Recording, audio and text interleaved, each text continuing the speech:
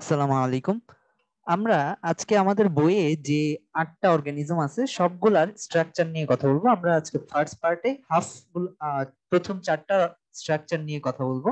Next পার্টে আমরা বাকিগুলার structure নিয়ে কথা বলবো।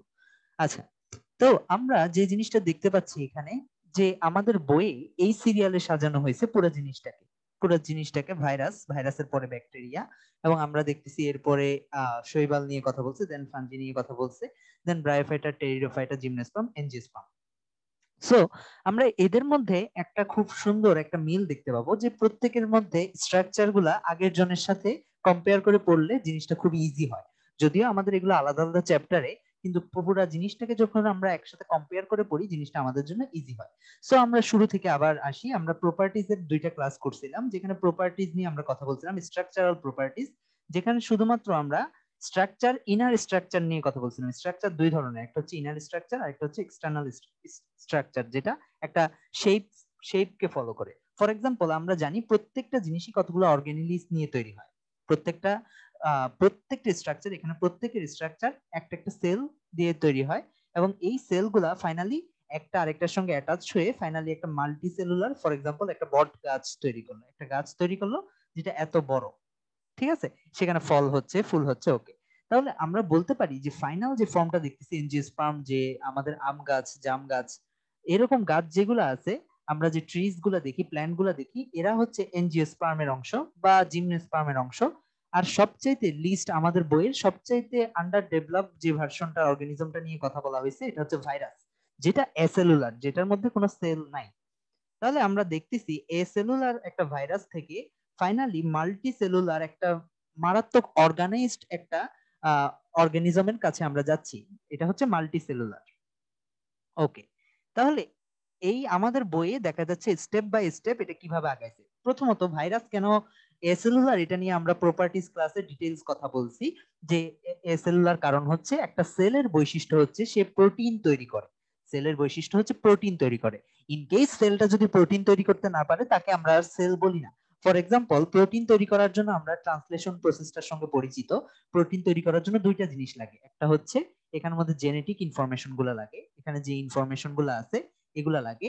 ডিএনএ, আরএনএ আর হোয়াট এভার যেটাই থাকুক না কেন, এখান থেকে আলটিমেটলি জেনেটিক ইনফরমেশন থাকলেই এই প্রোটিনের কোডটা আছে, প্রোটিন তৈরির যে পারপাসটা এটা সার্ভ করবে। এবং আমরা দেখতে পাই এর পাশাপাশি আরএনএ এইখান থেকে ইনফরমেশনটা বের হয়ে রাইবোজোমের কাছে যায়, এবং রাইবোজোমের কাছে যাওয়ার পরে আমাদের খেয়াল রাখা লাগবে রাইবোজোমটাই শুধুমাত্র প্রোটিন তৈরি করতে পারে। ইন কেস যদি রাইবোজোম না থাকে, এনি ফর্মে রাইবোজোম থাকতে পারে, সাইটোপ্লাজমিক মুক্ত ফ্রি রাইবোজোম থাকতে পারে, বা এন্ডোপ্লাজমিক রেটিকুলামের গায়ে লেগে থাকতে পারে, যেটাকে আমরা রাফ এন্ডোপ্লাজমিক রেটিকুলাম বলি। এনি টাইপ অফ রাইবোজোম থাকতে পারে। ফাইনালি রাইবোজোম থাকলে এটাই ফাইনালি প্রোটিনটা তৈরি করে। তাহলে যেই মাত্র প্রোটিনটা তৈরি হলো, এটাকে আমরা সেল বলি। কিন্তু যদি এই প্রসেসটার সঙ্গে আমরা পরিচিত, জেনেটিক ইনফরমেশনটা থেকে যে প্রোটিনটা তৈরি করা হয়, এটাকে বলা হয় ট্রান্সলেশন। কিন্তু যার মধ্যে এই রাইবোজোমটা নাই, সে আর প্রোটিনটা তৈরি করতে পারে না, সেজন্য তাকে আমরা সেল বলি না, ওটাকে বলা হয় এসেলুলার। ওকে, আমরা দেখি আস্তে আস্তে এসেলুলারটার ইনার স্ট্রাকচারটা কিরকম। আমরা জানি স্ট্রাকচার আমরা 2 ধরনের নিয়ে কথা বলবো, একটা হচ্ছে ইনার স্ট্রাকচার আর একটা হচ্ছে এক্সটার্নাল স্ট্রাকচার। তাহলে ইনার স্ট্রাকচারটা ভাইরাসের ক্ষেত্রে কিরকম হবে? অবশ্যই ইনার স্ট্রাকচার হবে ডিএনএ অবলিক আরএনএ, জেনেটিক ইনফরমেশনটা থাকবে। কিন্তু রাইবোজোম অ্যাবসেন্ট থাকায়, যদিও ইনফরমেশন আছে বাট রাইবোজোম না থাকায়, এরা কোনো রকমের ইনফরমেশন ফর্ম করতে পারে না, অর্থাৎ কোনো ধরনের প্রোটিন ফর্ম করতে পারে না। অর্থাৎ এরা আলটিমেটলি সেল হিসেবে নিজেদেরকে আত্মপ্রকাশ করতে পারে না, এসেলুলার।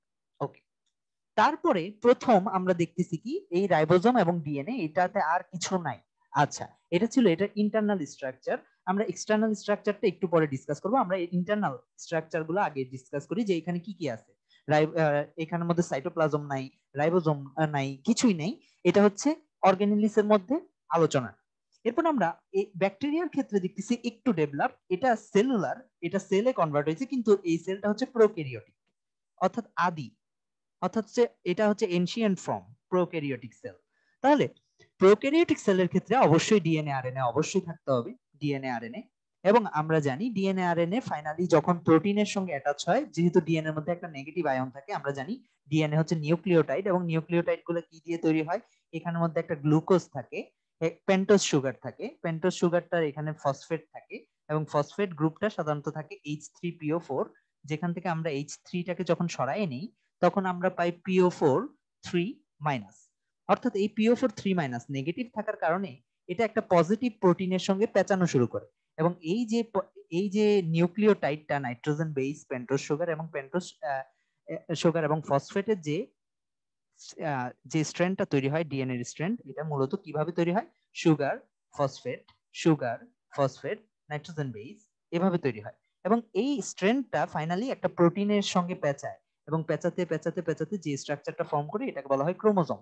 তাহলে প্রথম জনের ক্ষেত্রে আমরা যখন ডিএনএ দেখতেছিলাম ওখানে কোনো ক্রোমোজোমের প্রশ্ন ছিল না, কারণ ওখানে প্রোটিনের প্রশ্ন ছিল না, কারণ ওখানে রাইবোজোম ছিল না। রাইবোজোম না থাকলে প্রোটিন নাই, প্রোটিন না থাকলে কোনো ক্রোমোজোমের প্রশ্ন নাই, কারণ ডিএনএ যখন প্রোটিনের চারপাশে পেঁচায় ঠিক তখনই এটাকে আমরা বলি ক্রোমোজোম। তাহলে প্রোটিন নাই, তাই ক্রোমোজোমের কোনো প্রশ্ন নাই। কিন্তু পরের অংশে আমরা যখন একটু ডেভেলপ ফর্ম দেখতেছি, ডিএনএ অবলিক আরএনএ আছে, ওকে, তাহলে প্রোটিন তৈরি করে রাইবোজোমও আছে, এখানে সর্বপ্রথম রাইবোজোম পাওয়া যায় এবং রাইবোজোমটা সাধারণত একটু আন্ডার ডেভেলপড হয়, 70S হয়, 70S।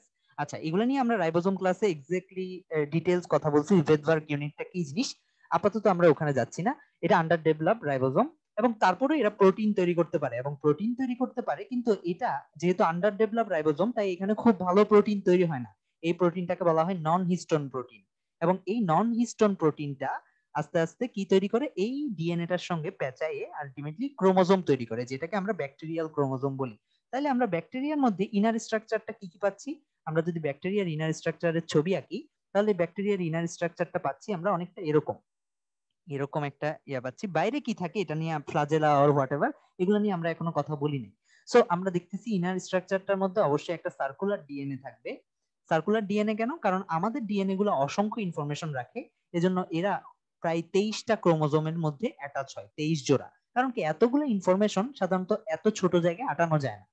কিন্তু ব্যাকটেরিয়ার ক্ষেত্রে চুল নাই, চামড়া নাই, কিছু নাই, তাহলে এদের ক্ষেত্রে এত ইনফরমেশন নাই, এদের ক্ষেত্রে অল্প কিছু ইনফরমেশন যেটা একটা সার্কুলার ডিএনএ তে এঁটে যায়, এবং এটা আলটিমেটলি ইনফরমেশনটা প্রোটিনে ট্রান্সলেট করার জন্য আমরা এখানে অনেকগুলো রাইবোজোম দেখতে পাচ্ছি। এবং ইনফরমেশন বলতে আমি কি বোঝাচ্ছি, এগুলো আমরা ট্রান্সলেশন ট্রান্সক্রিপশনে বুঝে আসছি। সো এখানের মধ্যে এই স্ট্রাকচার গুলো দেখলাম, এবং এখানে সাইটোপ্লাজম থাকে, সাইটোপ্লাজমিক রাইবোজোম দেখতেছি, সাথে সাইটোপ্লাজমের এখানে কিছু ভাঁজ থাকে, প্লাজমা মেমব্রেনের কিছু ভাঁজ থাকে, এরকম একটা ভাঁজ দেখা যায়, এবং এই ভাঁজটাকে, এটা কি, এটা প্লাজমা মেমব্রেন। আমরা জানি প্লাজমা মেমব্রেনটা ফসফোলিপিড বাইলেয়ার দিয়ে গঠিত হয়, এগুলো আমরা যখন সেল অর্গানিলিস ক্লাস করছিলাম তখন দেখছিলাম প্লাজমা মেমব্রেন কি দিয়ে তৈরি হয়।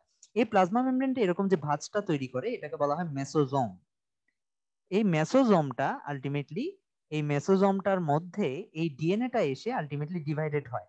ডিএনএটা এসে, আমরা জানি প্রত্যেকটা সেল ডিভিশনের আগে, মাইটোসিসের আগে, এটাকে অ্যামাইটোসিস বলে, এই ডিএনএটা ডাবলড হয়, অর্থাৎ ইনফরমেশনটা এখানে আসে, এখানে এসে ইনফরমেশনটা ডাবলড হয়, ডিএনএ এটা 2 গুণ হয়ে যায়।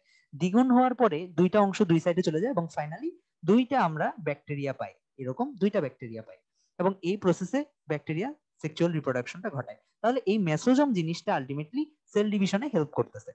তাহলে আমরা ব্যাকটেরিয়ার ইনার স্ট্রাকচারটা দেখলাম। এরপর আমরা যখন যাই এলজি এর ক্ষেত্রে ইনার স্ট্রাকচারটা যখন আমরা দেখি, তখন আমরা দেখি হচ্ছে এটা ইউক্যারিওটিক। ইউক্যারিওটিক ইউক্যারিওটিক বলতে এরা হচ্ছে আরেকটু ডেভেলপ, একটু আগে প্রোক্যারিওটিক সেল ছিল, এরা ইউক্যারিওটিক। একটু আগে রাইবোজোম বাদে আর কোনো অর্গানেলিস ছিল না, এখানে সব ধরনের অর্গানেলিস থাকবে। সব ধরনের অর্গানেলিস থাকার ফলে আমরা দেখতে পাচ্ছি এখানে প্রথম গলজি বডি তৈরি হবে, আমরা দেখতে পাচ্ছি এখানে প্রথম এন্ডোপ্লাজমিক রেটিকুলাম তৈরি হবে, এবং রাইবোজোমটা এন্ডোপ্লাজমিক রেটিকুলামের গায়ে লেগে থাকবে, এবং এই রাইবোজোমটা সাধারণত 80S হয়, আরেকটু ডেভেলপ, আগেরটা ছিল 70S, এখন হচ্ছে 80S।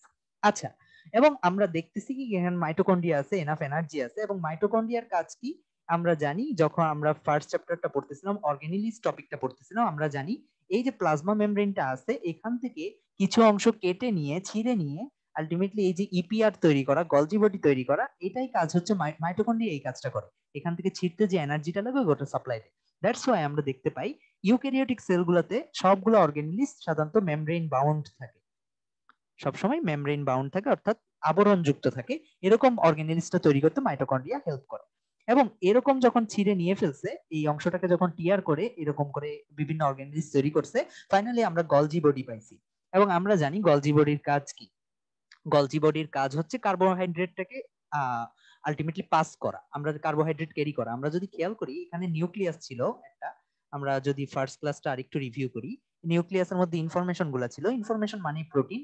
এই ইনফরমেশন গুলা ফাইনালি কি হতো, এখানের মধ্যে এন্ডোপ্লাজমিক রেটিকুলাম যেটা ছিল, এই এন্ডোপ্লাজমিক রেটিকুলামের মধ্য দিয়ে প্রোটিন তৈরি করে বের হয়ে চলে আসতো। তার মানে প্রোটিন ক্যারিয়ার হিসেবে কাজ করে ইপিআর, এন্ডোপ্লাজমিক রেটিকুলাম।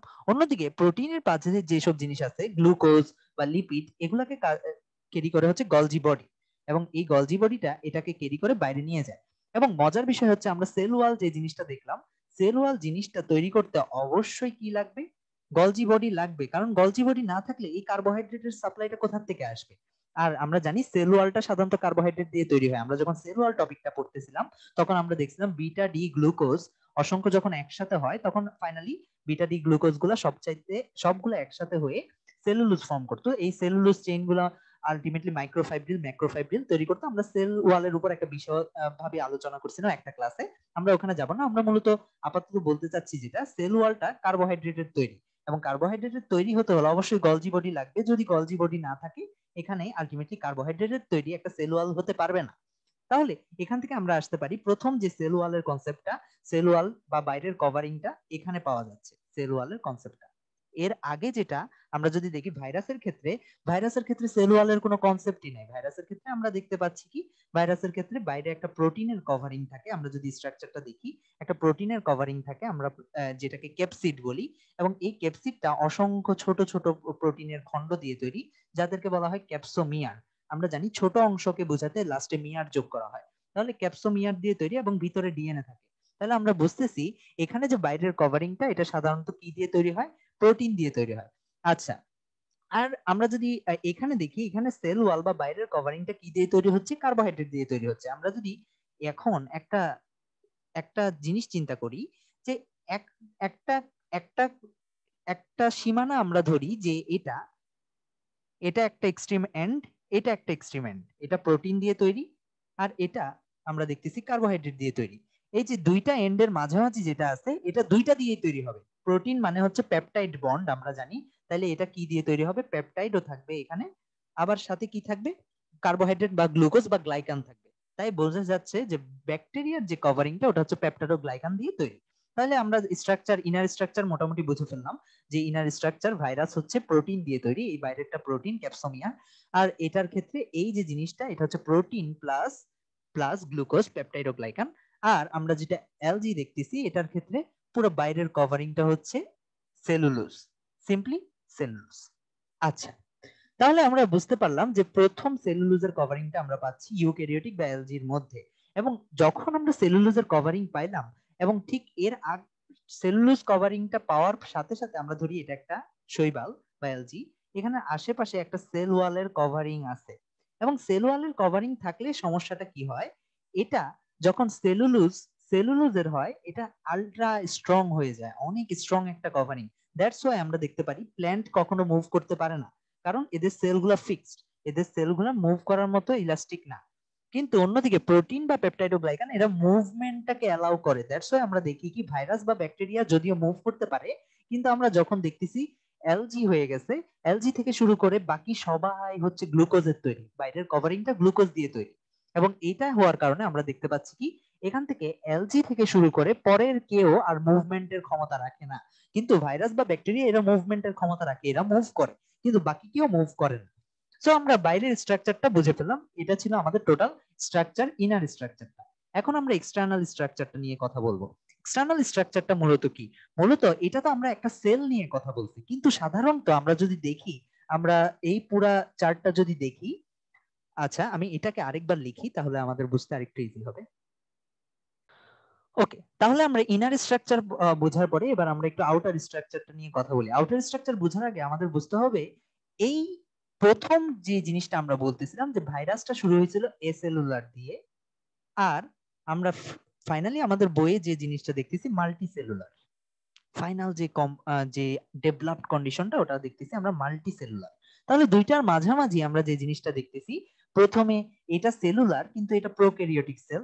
প্রোক্যারিওটিক সেলগুলা সাধারণত আমরা যদি দেখি মাল্টি সেলুলার বলতে যেটা বোঝায়, অনেকগুলো ইউক্যারিওটিক সেল যখন একটা আরেকটার সঙ্গে অ্যাটাচ হয়ে টিস্যু ফর্ম করে, এগুলাকেই বলা হচ্ছে মাল্টি সেলুলার। অর্থাৎ এনজিওস্পার্মের ক্ষেত্রে বা আবৃতবীজির ক্ষেত্রে আমরা টিস্যু দেখতে পাবো, অর্থাৎ দেখা যাবে এদের মধ্যে অসংখ্য টিস্যু আছে, ভাস্কুলার ভেসেল আছে, ভাস্কুলার সিস্টেম আছে, অসংখ্য টিস্যু দেখতে পাবো। কিন্তু আমরা দেখি তো প্রোক্যারিওটিক সেল এরা সাধারণত একটা সেল আরেকটা সেলের সঙ্গে একসাথে থাকে না। এরা প্রোক্যারিওটিক সেল যারা, তারা সাধারণত আলাদা আলাদা থাকে, প্রত্যেকটা আলাদা সেলই একটা একটা সেলই আলাদা আলাদা জীবন লাভ করে। অর্থাৎ প্রত্যেকটা আলাদা সেল, আমরা যদি দেখি ব্যাকটেরিয়া এটা মূলত একটাই সেল, এরা কোনো টিস্যু ফর্ম করে না, একটা সেল, এটাই আলটিমেটলি লাইফ ফর্মে থাকে, এটাই আলটিমেটলি লাইফ লিড করতে পারে। এবং আমরা জানি যে এরা যদিও সেল তৈরি করে না, কিন্তু অসংখ্য ব্যাকটেরিয়া একসাথে থাকে, যে যাতে টিস্যু দরকার না থাকলেও এরা যাতে একে অপরকে প্রোটেকশন দিতে পারে, এজন্য আমরা দেখি ব্যাকটেরিয়াল কলোনি পাওয়া যায়। যদিও আমরা দেখবো না 100টা বট গাছ বা 100টা আম গাছ একসাথে একে অপরের উপর নির্ভরশীল, আম গাছ বা বট গাছ একা একাও বেঁচে থাকতে পারে, কিন্তু ব্যাকটেরিয়া বেশিরভাগ সময় দেখা যায় কলোনি আকারে থাকে। ওকে, এখন আমরা যে জিনিসটা দেখবো, তাহলে এরা প্রোক্যারিওটিক যারা, তারা সাধারণত ইউনিসেলুলার, একাই একাই থাকে, হয়তো বা ইউনিসেলুলার সবাই একসাথে থাকতে পারে, কিন্তু আলটিমেটলি একটা সেলই এদের একটা বডি ফর্ম করে। অন্যদিকে অ্যালজি এর ক্ষেত্রে দেখি তো এরা আলটিমেটলি ডেভেলপ ফর্মের দিকে আগাচ্ছে, ইউক্যারিওটিক হয়েছে, যেটা আমাদের ফাইনাল ফর্মে পৌঁছানোর একটা স্টেপ ফুলফিল হইলো। আমরা দেখতেছি কি ইউক্যারিওটিক, মাল্টিসেলুলার ইউক্যারিওটিকের জায়গায় এখানে আমরা দেখতে পাচ্ছি ইউক্যারিওটিক। তো এটা দেখা যায় কিছু অংশ ডেভেলপ ফর্মটাকে ফলো করে আর কিছু অংশ প্রিভিয়াস ফর্মটাকে ফলো করে। ফর এক্সাম্পল আমরা যদি দেখি ইউক্যারিওটিক, এখানে আমরা দেখতে পাই কিছু ইউনিসেলুলার হবে, ইউনিসেলুলার কিছু হবে, আর আমরা কিছু দেখতে পাই হচ্ছে গিয়ে কিছু কিছু সদস্য, কিছু মেম্বার এদের পাওয়া যাবে যারা হচ্ছে মাল্টিসেলুলার। ওকে, তাহলে আমরা মাল্টিসেলুলারও পাচ্ছি, ইউনিসেলুলারও পাচ্ছি। ফর এক্সাম্পল মাল্টিসেলুলারের উদাহরণ যদি দিতে চাই, আমরা যদি এখানে যে ছবিটা আছে এটা দেখি, এখানের মধ্যে হুলোথ্রিক্স অসংখ্য সেল দেখতে পাচ্ছি, কিন্তু এরকমও তোমার এলজি আছে যারা হচ্ছে শুধুমাত্র একটা সেল দিয়ে তৈরি। অর্থাৎ আমরা দেখতে পাচ্ছি ডেভেলপমেন্টের পর্যায়টা আগাচ্ছে আস্তে আস্তে, যদিও এটা দেখে ইভলিউশন মনে হচ্ছে, কিন্তু আমরা যখন ট্রান্সলেশন ক্লাসটা করতেছিলাম তখন আমরা বুঝাইছিলাম কেন ইভলিউশন সত্যি হতে পারে না, এবং কেন আমরা যেটা দেখতেছি এটা বইয়ে আমাদেরকে এইভাবে সাজায় দেওয়া হয়েছে। ওকে, এরপর আমরা ফানজিটা দেখতেছিলাম, এটাও যেহেতু ডেভেলপমেন্টের প্রসেসটা ফলো করতেছে, তো এটাও ইউনিসেলুলার আর মাল্টিসেলুলার, ফানজিটাও ইউনিসেলুলার আর মাল্টিসেলুলার, এটাকে ফলো করবে। ফাইনালি ব্রায়োফাইটাতে এসে সর্বপ্রথম মাল্টিসেলুলার, ইউক্যারিওটিক মাল্টিসেলুলার হয়ে যাবে। আর একবার যখন মাল্টিসেলুলার হয়ে গেছে, পরের সবাই মাল্টিসেলুলার ফলোটা, এই ফ্লোটা ফলো করবে। তাহলে আমরা বুঝতে পারলাম যে এইখানের মধ্যে অ্যালজি আর ফানজি এরা হচ্ছে ইউনিসেলুলার মাল্টিসেলুলার, অর্থাৎ বোথ হতে পারে, কিছু সদস্য এদের ইউনিসেলুলার হবে আর কিছু মেম্বার হবে মাল্টিসেলুলার। ওকে, তাহলে আমরা এখন যাই ব্যাকটেরিয়ার ক্ষেত্রে। আমরা তাহলে ব্যাকটেরিয়া বা ভাইরাসের ক্ষেত্রে আমাদের আলাদা করে আর কথা বলা লাগবে না, কারণ এদের যে ইন্টারনাল অর্গানাইজেশন, আমরা যে ইন্টারনাল স্ট্রাকচারটা দেখছিলাম, ওটাই এদের ফাইনালি মানে আউটার স্ট্রাকচারটা, এদের আর খুব একটা ডিফারেন্স নাই, এদের সেলটাই আলটিমেটলি অর্গানিজমটা হিসেবে আত্মপ্রকাশ করে। সো এখানে যদি ফাইনালি আমরা ব্যাকটেরিয়া নিয়ে একটু কথা বলতে চাই, মূলত আমরা ব্যাকটেরিয়ার তিনটা জিনিস দেখলাম। বাইরের একটা প্রোটিন কাভারিং থাকে, তারপর আমরা দেখতে পাচ্ছি সেন্টারে নিউক্লিক অ্যাসিড থাকে। নিউক্লিক অ্যাসিডটা, এখন নিউক্লিক অ্যাসিডটা ডিএনএ বা আরএনএ এটার উপর আসলে কোনো কিছু ম্যাটার করে না, এটা হচ্ছে জেনেটিক ম্যাটেরিয়াল। মূলত বাইরে যে প্রোটিনটা আছে এটার অর্গানাইজেশনের উপর ডিপেন্ড করে এই প্রোটিনটা কিভাবে আছে, ওটার উপর ভাইরাসের বিভিন্ন স্ট্রাকচার হতে পারে। ফর এক্সাম্পল আমরা দেখতেছি এখানে পলিহেড্রাল শেপ, বা এটা যদি দেখা যায় এখানে একটা টেল লাইক স্ট্রাকচার বের করে, প্রোটিনটা যদি, প্রোটিনের ওরিয়েন্টেশনটা যদি এরকম একটা টেল টাইপ টাইপ স্ট্রাকচার ফর্ম করে, তখন এটাকে আমরা টি শেপ ভাইরাস বলতেছি।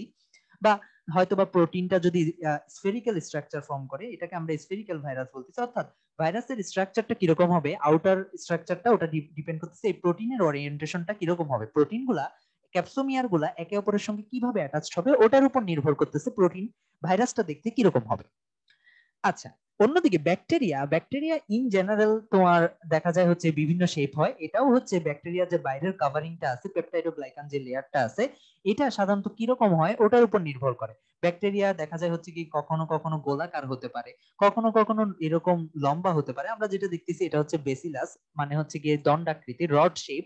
এছাড়া ব্যাকটেরিয়া এরকম একটা সেল, যেহেতু সেল তো স্ফেরিক্যালও হতে পারে, তাই স্ফেরিক্যাল শেপও দেখা যায়। আবার মাঝে মাঝে এই ব্যাকটেরিয়াটা এরকম পেঁচানো দেখা যায়, এরকম পেঁচানো দেখা যায়, এটাকে বলা হয় কমা আকৃতি বা ভিব্রিও, ভিব্রিও ব্যাকটেরিয়া। এভাবে মাল্টিপল শেপের ব্যাকটেরিয়া দেখা যায়। এগুলো আসলে ডিপেন্ড করতেছে কিসের উপর, আমরা যে দেখলাম এই যে স্ট্রাকচারটা, পেপটিডোগ্লাইকান যে স্ট্রাকচারটা দেখছিলাম, এই স্ট্রাকচারটা মূলত কিরকম করে আছে, এই স্ট্রাকচারটা ওরিয়েন্টেশনটার উপর ডিপেন্ড করে। অর্থাৎ এখানের মধ্যে সেল ওয়ালটা যদি এতটাই রিল্যাক্স ফর্মে থাকে, যে সেল ওয়াল যেটা পেপটাইডোগ্লাইকানের যে ওয়ালটা আছে, প্রোটিন এবং গ্লুকোজের যে ওয়ালটা আছে, ওটা যদি রিল্যাক্স ফর্মে থাকে তাহলে এটা দণ্ডাকৃতির হয়। আর এটা যদি চেপে ধরে তাহলে এটা স্ফেরিক্যাল শেপ হয়। যদি চেপে ধরে, কিন্তু এভাবে চেপে ধরে না যে স্ফেরিক্যাল হয়ে যাবে, তাহলে এটা কমা শেপড হয়। তাহলে মূলত আমরা দেখছি ভাইরাসের ক্ষেত্রে যেরকম প্রোটিনের ওরিয়েন্টেশনটার উপর ডিপেন্ড করে ভাইরাসের স্ট্রাকচারটা হচ্ছিল, ঠিক তেমনি ব্যাকটেরিয়াটারও আলটিমেটলি পেপটাইডোগ্লাইকান বা বাইরের কভারিংটার ওরিয়েন্টেশনের উপরই আলটিমেটলি আমরা দেখতে পাচ্ছি স্ট্রাকচারটা হয়। অন্যদিকে সেলুলোজের ক্ষেত্রে আমরা দেখতেছি কি, লাস্টলি এলজিতে যখন আসলাম, এলজিতে কিন্তু স্ট্রাকচার আলটিমেটলি, হ্যাঁ, অনেক ধরনের স্ট্রাকচার হয়, কিন্তু এখানের ক্ষেত্রে স্ট্রাকচারটা ডিপেন্ড করে, যেহেতু এদের ক্ষেত্রে সেল ওয়ালটা আলটিমেটলি ফিক্সড। আমরা দেখতেছি একটা সেল ওয়াল দিয়ে আলটিমেটলি স্ট্রাকচারটা ফিক্সড করে দিছে। সো এটা আলটিমেটলি স্ট্রাকচারটা ডিপেন্ড করে কয়টা সেল কিভাবে অ্যাটাচ হয়েছে এটার উপর। ফর এক্সাম্পল, আমরা দেখতেছি সেল ওয়াল যেহেতু এটাকে ব্লক করে দিছে, তাই এটা ভাইরাস বা ব্যাকটেরিয়ার মতো মাল্টিপল শেপ হওয়ার ক্ষমতা রাখে না। কিন্তু আমরা যখন দেখবো, আমরা দেখবো কোন কোন শৈবাল দেখা যায় হচ্ছে কি এরকম ফিতার মতো হয়, এরকম ফিতার মতো বড় একটা ফিলামেন্টের মতো, ফিলামেন্ট অর্থ হচ্ছে কি এরকম একটা স্ট্র্যান্ড, এরকম স্ট্র্যান্ড হয়। আবার কোন কোন আমরা দেখতে পাবো কোন কোন এলজি হয় হচ্ছে কি অনেকটা আহ তারার মতো এরকম। আবার কোন কোনটা জালের মতো হয়, আমরা জালের মতো দেখতে পাবো। এরকম বিভিন্ন শেপের আলটিমেটলি এই জিনিসটা দেখা যায়। তো এই যে শৈবাল গুলা বা অ্যালজি গুলা, এগুলা বিভিন্ন শেপ হচ্ছে মূলত একটার পর একটা সেল কিভাবে ওরিয়েন্টেশন হচ্ছে। যদি ইউনিসেলুলার হয় তাহলে এক ধরনের শেপ হবে, মাল্টিসেলুলার হলে এই সেলগুলোর ওরিয়েন্টেশন কিরকম ওটার উপর ডিপেন্ড করতেছে। কারণ কি, সেল ওয়াল গ্রো করার পর থেকে, যেহেতু এখানে প্রথম গলজি বডি পাওয়া গেছে, গলজি বডি আসার পর থেকে আলটিমেটলি কার্বোহাইড্রেট এসে এটাকে একটা ফিক্স শেপ দিয়ে গেছে। তাই এদের ক্ষেত্রে আগের দুজনের মতো মানে ওরিয়েন্টেশনের উপর শেপটা ডিপেন্ড করে না, কারণ এটা ফিক্স শেপ। এবং ফিক্স শেপটা এরা সেলগুলা কিভাবে ওরিয়েন্টেড হচ্ছে, একটা আরেকটার সঙ্গে কিভাবে অ্যাটাচ হচ্ছে, যদি একটা স্ট্রেট লাইনে অ্যাটাচ হয়, এটা একটা বেল্ট আকৃতির বা একটা ফিলামেন্ট আকৃতির একটা স্ট্রাকচার তৈরি করবে। আমরা যদি দেখি আমাদের বইয়ে যে উলোথ্রিক্স টপিকটা পড়ানো হয়েছে, এই উলোথ্রিক্সটা মূলত একটার পর একটা সেল এভাবে অ্যাটাচ হওয়ার ফলে একটা আলটিমেটলি অর্গানিজম তৈরি করতেছে, ওটাকে আমরা ওই অ্যালজিটাকে বলতেছি আমরা উলোথ্রিক্স। যদি এটা স্টার শেপ কিছু তৈরি করে, যদি অর্থাৎ মাল্টিপল একটা সেল থেকে সেল ডিভিশন হওয়ার পরে যদি মাল্টিপল এরিয়ায় এভাবে মুভ করে, তাহলে আমরা বুঝতে পারতেছি এটা অনেকটা স্টার শেপড হচ্ছে। এবং স্টার শেপড হলে এটাকে আমরা বলতেছি জিগনেমা, জিগনেমা এলজি। আচ্ছা যাক, এগুলো আমাদের আরেকটু ডিটেলস পড়া, এগুলো আমাদের আপাতত লাগবে না। আমরা বুঝতেছি যে ওরিয়েন্টেশনটা কিভাবে হচ্ছে। তাহলে আমরা বুঝতে পারছি যে এখানের মধ্যে আলটিমেটলি এই নানান ধরনের শেপ পাওয়া যাবে। পেয়ালার মতো পাওয়া যাবে, অর্থাৎ কাপ শেপ পাওয়া যাবে, ওটাকে বলা হচ্ছে ক্লেমাইডোমোনাস। কাপ শেপড হইলে ওটাকে বলা হয় ক্লেমাইডোমোনাস। যদি এটা স্টার শেপ হয় ওটাকে বলা হয় জিগনেমা। যদি এটা নেটওয়ার্ক তৈরি করে তখন এটাকে বলা হয় ওডোগোনিয়াম। এরকম নানান রকমের নাম আছে। যদি স্ফেরিক্যাল হয় তাহলে পিথোফোরা। আমাদের এসব নিয়ে চিন্তা করার দরকার নেই, আমরা জাস্ট বুঝলাম যে নানা রকমের ওরিয়েন্টেশন মূলত সেলগুলা কিভাবে সেল ডিভিশন করতেছে। এখানে প্রথমে একটা সেল ছিল, ইউনিসেলুলার ছিল, নানান ধরনের সেল ডিভিশনের মাধ্যমে এরা কিভাবে ওরিয়েন্টেড হচ্ছে ওটার উপর ডিপেন্ড করে। আচ্ছা, এবার তাহলে আমরা আমাদের বইয়ের উলোথ্রিক্স যে টপিকটা আছে এটার একটু ডিটেলসে ঢুকি, যে শেপটা আসলে কিরকম হয়। এক মাল্টিসেলুলার তো বুঝলাম, শেপটা আসলে কিরকম হয় এটার একটু ডিটেলসে ঢুকি। সো আমরা দেখলাম যে ব্যাকটেরিয়ার মধ্যে ব্যাকটেরিয়া ছিল প্রোক্যারিওটিক, এবং ব্যাকটেরিয়া একটা ইউনিসেলুলার ছিল। এবং ফাইনালি আমরা যখন দেখতেছি এই প্রোক্যারিওটিক থেকে আমরা দেখতেছি ইউক্যারিওটিক হয়েছে। এখানে ইউক্যারিওটিক হওয়ার সাথে সাথে এরা হয় ইউনিসেলুলার বা মাল্টিসেলুলার হতে পারে, এই প্রোগ্রেশনটা আমরা দেখছি। তাহলে আমরা এখানে ইউনিসেলুলার অর মাল্টিসেলুলার দেখলাম, ইউনিসেলুলার অর মাল্টিসেলুলার। এখন মাল্টিসেলুলার সেলটার ওরিয়েন্টেশনটা কিরকম এটার উপর আমরা যদি উলোথ্রিক্স এর দিকে তাকাই, সেলটার ওরিয়েন্টেশন হচ্ছে সবগুলা সেল এরকম সারিবদ্ধভাবে in line ultimately cell divide করছে। তাহলে একটা উলোথ্রিক্স এর ক্ষেত্রে আমরা যেটা দেখতে পাচ্ছি এটা হচ্ছে ফিলামেন্টাস, অর্থাৎ এটা হচ্ছে একটা স্ট্র্যান্ড শেপ, অর্থাৎ ফিতা আকৃতি। ফিলামেন্টাস, উলোথ্রিক্স এর ফার্স্ট কথা হচ্ছে ফিলামেন্টাস। ওকে, এখন আমরা জানি কি, আমরা জানি যে আহ, ভাইরাস বা ব্যাকটেরিয়া এদের কোনো মূল কাণ্ড পাতা নাই, অর্থাৎ রুট ব্রাঞ্চ কিছুই নেই ভাইরাস বা ব্যাকটেরিয়া। এবং আমরা জানি এদের ক্ষেত্রে প্রোটিনের কভারিং থাকায় এরা মুভ করতে পারে। কিন্তু এদের ক্ষেত্রে আমরা দেখতেছিলাম কি এদের মধ্যে একটা সেল ওয়াল তৈরি হয়ে গেছে এবং এরা আর মুভ করতে পারে না। এবং এখান থেকে মুভমেন্ট বন্ধ হয়েছে এখান থেকে।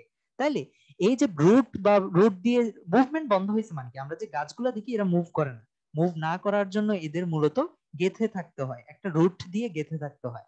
তাহলে আমরা প্রপার্টিজ ক্লাসে পড়ছিলাম যে রুট প্রথম পাওয়া গেছে, প্রথম দুইজনের ক্ষেত্রে রুট বলতে কিছু নাই।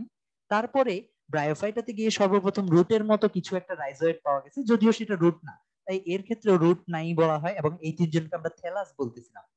এরপর টেরিসে গিয়ে সর্বপ্রথম আমরা রুট পাইছিলাম, রুটের পরে রুট থেকে পানি উঠে আস্তে আস্তে স্টেমটা গ্রো করছে, এখানে স্টেমও পাইছিলাম, সাথে আমরা ব্রাঞ্চ পাইছিলাম, সাথে এখানে লিফ পাইছিলাম।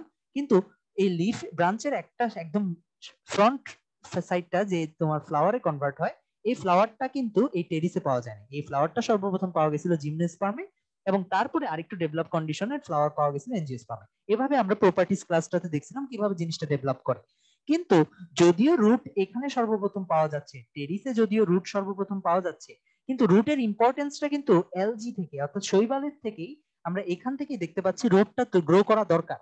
কারণ কি, এরা ফিক্সড, এরা মুভ করতে পারে না, এদের সেল ওয়ালটা এটা এদেরকে গেঁথে দিছে, এরা আলটিমেটলি মুভ করার ক্ষমতা রাখে না। তাহলে অবশ্যই এদেরকে রুট না থাকলেও এদেরকে এমন কিছু একটা লাগবে যাতে এরা অ্যাটলিস্ট লেগে থাকতে পারে। ফানজিরও সেম, যদিও রুট নাই, অ্যাটলিস্ট যাতে তারা ফিক্স থাকতে পারে, এজন্য রুট না থাকলেও রুটের মতো কিছু একটা তো থাকতে হবে যাতে এরা ফিক্স থাকতে পারে বেসমেন্টের সাথে। আর এলজির ক্ষেত্রে যেহেতু রুট নাই, তাই এদেরকে হোল্ড করার জন্য, ধরো এটা হচ্ছে বেসমেন্ট, এটার সাথে হোল্ড করার জন্য এই অংশটা শক্তভাবে হোল্ড করার জন্য একটা জায়গা আছে, এবং শক্তভাবে হোল্ড করে এটা, এজন্য এটাকে বলা হয়, এই অংশটাকে বলা হয় হোল্ড ফাস্ট। হোল্ড ফাস্ট এই একটা অংশই শুধুমাত্র হোল্ডিং এর জন্য কাজে লাগতেছে। তাই এখানে নর্মাল উলোথ্রিক্সের যে সেলগুলা, ওই সেলগুলা থাকবে না। ওই সেলগুলা না থাকলে এই অংশটা, নর্মাল উলোথ্রিক্সটা আমরা জানি ইউক্যারিওটিক সেল, অর্থাৎ এখানে সর্বপ্রথম সবকিছু তৈরি হয়েছে। এখানে প্লাস্টিড পাওয়া যাবে, এখানে মাইটোকন্ড্রিয়া পাওয়া যাবে, এখানে এন্ডোপ্লাজমিক রেটিকুলাম পাওয়া যাবে, এখানে গলজি বডি পাওয়া যাবে, সবকিছু পাওয়া যাবে। তাহলে ইন জেনারেল আমরা জানি প্লাস্টিড পাওয়া গেলে এটা সবুজ হওয়ার কথা, কিন্তু হোল্ড ফাস্টের মধ্যে এখানে তো প্লাস্টিড পাওয়া যায় না, কারণ কি এদের কাজ হচ্ছে ধরে রাখা, এদের খাবার তৈরি করার কাজ নেই। তাই হোল্ড ফাস্টে আমরা দেখি কি কালারলেস। এবং আমরা যদি একটা ছবি দেখি এখানে আরেকটু ক্লিয়ার হবে। এই যে এই অংশটা, এটা হচ্ছে একটা মানে ডায়াগ্রাম যেটা রিপ্রেজেন্ট করে এলজি কে। তো উলোথ্রিক্সটা যদি আমরা দেখি এখানের মধ্যে নিচের অংশটা, হোল্ড ফাস্ট অংশটা সাধারণত হোল্ড করে রাখে, এখানে কোনো এরকম বাকি অংশের মতো ক্লোরোফিল নেই।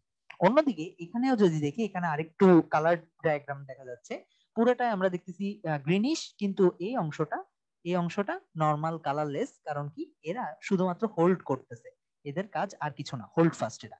তাহলে হোল্ড ফাস্ট কি জিনিস বুঝলাম, বাকি সেলগুলার কাজ কি? বাকি সেলগুলার কাজ আমরা যদি সেল অর্গানিলিস কি কি আছে ওটা চেক করি তাহলে বুঝে যাব। ফর এক্সাম্পল গলজি বডি আছে, ওকে, গলজি বডি সেল ওয়াল তৈরি করবে, প্রত্যেকটা সেলের সেল ওয়াল থাকবে, আলটিমেটলি এদের ক্ষেত্রেও সেল ওয়াল থাকবে। প্লাস্টিড আছে, প্লাস্টিড থাকলে আলটিমেটলি এরা ফুড তৈরি করতে পারবে। এবং আমরা যখন চ্যাপ্টার 3 পড়তেছিলাম আমরা দেখছিলাম যারা ফুড নিজের বডিতে তৈরি করতে পারে তারা এত বেশি গ্লুকোজ তৈরি করে, প্রায় 200 থেকে 2000টা অণু তৈরি হয়। এবং 200 থেকে 2000টা অণু তৈরি হলে এটাকে বলা হয় স্টার্চ, অ্যামাইলোপেকটিন স্টার্চ, এগুলো আমরা জানি আলফা 1,4 দিয়ে একে অপরের সঙ্গে অ্যাটাচড হয়, এটাকে আমরা বলতাম হচ্ছে গিয়ে অ্যামাইলোজ। আর আলফা 1,6 দিয়ে, এটা জানি আমরা 6 কার্বন, এই অরিয়েন্টেশন গুলো আমরা দেখছিলাম কিভাবে রিং ফর্ম করে।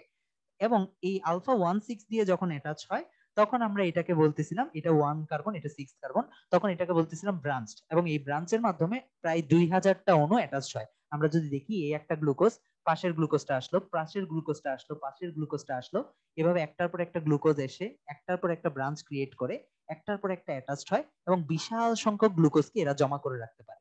তাহলে আমরা বলতে পারি যারাই নিজের খাবার তৈরি করতে পারে তাদের ভিতরে স্টার্চ পাওয়া যাবে। আর যারা নিজের খাবার নিজে তৈরি করতে পারে না তাদের তো গ্লুকোজ সাপ্লাই এত না, আমরা তো এতগুলা গ্লুকোজ খাই না, আমরা অল্প কিছু গ্লুকোজ খাই। তাই দেখা যায় আমাদের মধ্যে এতগুলা থাকে না। ঠিক আছে, আমাদের ক্ষেত্রে এই ব্রাঞ্চ গুলা থাকে, এতগুলা থাকে না, শুধুমাত্র দেখা যায় হচ্ছে গিয়ে এরকম 10টার মতো থাকতে পারে। এবং এই স্টার্চের এই ফর্মটাকে বলা হয় গ্লাইকোজেন। দুইটাই মূলত সেম জিনিস, কিন্তু আমাদের ক্ষেত্রে কম ব্রাঞ্চ থাকে এজন্য এটাকে গ্লাইকোজেন বলে। আর যারা নিজের খাবার নিজে তৈরি করতে পারে তাদের ক্ষেত্রে স্টার্চ পাওয়া যায়। সো আমরা উলোথ্রিক্স এর ক্ষেত্রে বলতে পারি এখানে স্টার্চ পাওয়া যাবে। আর আর যারা খাবার তৈরি করতে পারে না তাদের ক্ষেত্রে গ্লাইকোজেন পাওয়া যাবে। এই পয়েন্টটা আমাদের লাগবে, কারণ আমরা কালকে যখন ফানজিটা দেখব পরের অংশে আমরা দেখবো এদের ক্ষেত্রে, এদের যেহেতু প্লাস্টিড নাই, এরা গ্লাইকোজেন জমা করে, বাইরে থেকে খাবার খায় আর গ্লাইকোজেন জমা করে। ওকে, এখন আমরা দেখি স্টার্চ জমা হলো। আরেকটা জিনিস যদি দেখি এন্ডোপ্লাজমিক রেটিকুলাম, এন্ডোপ্লাজমিক রেটিকুলামের কাজ আমরা জানি। এন্ডোপ্লাজমিক রেটিকুলাম এখান থেকে ইনফরমেশনটা নেয়, এখানে রাইবোজোমটাকে ধরে রাখে, রাইবোজোম প্রোটিনটা তৈরি করে এবং প্রোটিনটাকে ক্যারি করে। তাহলে এখানে প্রোটিনটা জমা হচ্ছে এবং কিছু বের হয়ে যাচ্ছে, কিছু থেকে যাচ্ছে, এবং এই যে থেকে যাচ্ছে আলটিমেটলি স্টোরড প্রোটিনটা এটা চকচকে একটা পদার্থে পরিণত হয় এবং এই যে এখানে চকচকে পদার্থটা থেকে যায় এটাকে বলা হয় পাইরিনয়েড। এটাকে বলা হয় পাইরিনয়েড। তাইলে আমরা এখানে দুইটা জিনিস পাচ্ছি, এক পাচ্ছি এখানে স্টার্চ পাওয়া যাবে, প্রত্যেকটা সেলের মধ্যে জমানো স্টার্চ পাওয়া যাবে, সাথে চকচকে পাইরিনয়েড পাওয়া যাবে যেটা মূলত একটা প্রোটিন টাইপ অফ সাবস্টেন্স, একটা প্রোটিনাস সাবস্টেন্স।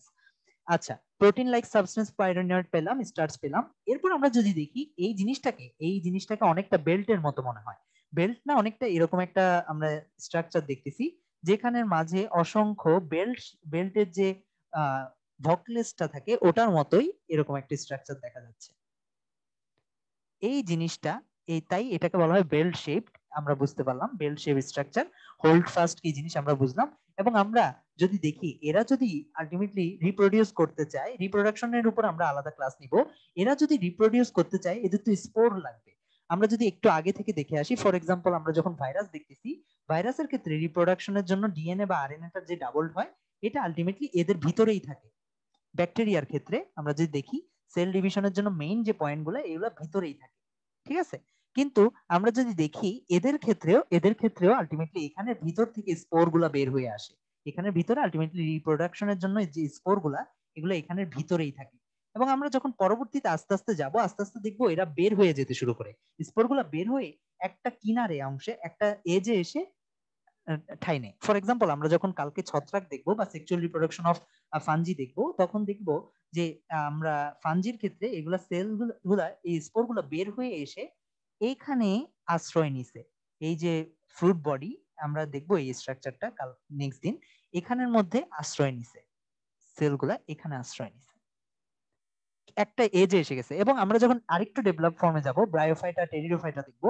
টেরিডোফাইটার ক্ষেত্রে দেখবো একটা পাতা, এটা যদি একটা টেরিস হয়, এটা যদি টেরিস হয় এখানে পাতাগুলো আছে, এই পাতার এই কিনারার অংশগুলোতে নিচে। আমি যদি একটা ছবি দেখাই তাহলে আরেকটু ক্লিয়ার হবে। আমরা ছবিতে যাই, ফর এক্সাম্পল আমরা এখানে দেখতেছি এগুলো সব ভেতরে আছে, স্পোর গুলা ভেতরে, এবং এর আগ পর্যন্ত প্রথম তিনজনের সবকিছু ভেতরে। এরপর আস্তে আস্তে দেখতেছি বের হয়ে আসছে, স্পোর গুলা বের হয়ে আসছে এবং একটা এজে খুব তাড়াতাড়ি যেন বের হতে পারে একটা এজে থাকতেছে, এবং পরবর্তীটাও এজে থাকে। এবং পরবর্তীটাও যদি আমরা দেখি সবগুলা এই দেখি খয়েরি খয়েরি যেগুলো এগুলো মূলত স্পোর। এই স্পোর গুলা বাইরে ওয়েট করে যাতে সরায় যেতে পারে। এই স্পোর গুলাকে সোরাস বলা হয়। আমরা সেক্সুয়াল রিপ্রোডাকশন ক্লাসের মধ্যে এগুলা নিয়ে ডিটেলস কথা বলবো। আমরা মূলত দেখতেছি যে কিভাবে প্রথম তিনজনের ক্ষেত্রে ভিতরে ছিল, পরের তিনজনের জন্য কিভাবে আস্তে আস্তে বের হয়ে আসতেছে এই সেক্সুয়াল রিপ্রোডাকশনের যে স্পোর গুলা সেগুলো। তাহলে আমরা টোটাল বডির স্ট্রাকচারটা এলজি পর্যন্ত ডিটেলস বুঝে ফেললাম এবং উলোথ্রিক্স এর বডি স্ট্রাকচারটা কিরকম হবে এটা নিয়ে আমরা কথা বলে ফেললাম। আমরা নেক্সট দিন ফানজি, তারপর ব্রায়োফাইটা টেরিডোফাইটা এদের বডির স্ট্রাকচারটা দেখবো, নেক্সট অ্যাঞ্জিওস্পার্ম, জিমনোস্পার্ম। এবং আমরা যখন কম্পেয়ার করে দেখবো এটা একটা আরেকটার সঙ্গে, দেখবো আমাদের জন্য খুব ইজি মনে হচ্ছে কম্পেয়ার করে দেখলে। আজকে তাইলে এইটুকুই। আসসালামু আলাইকুম।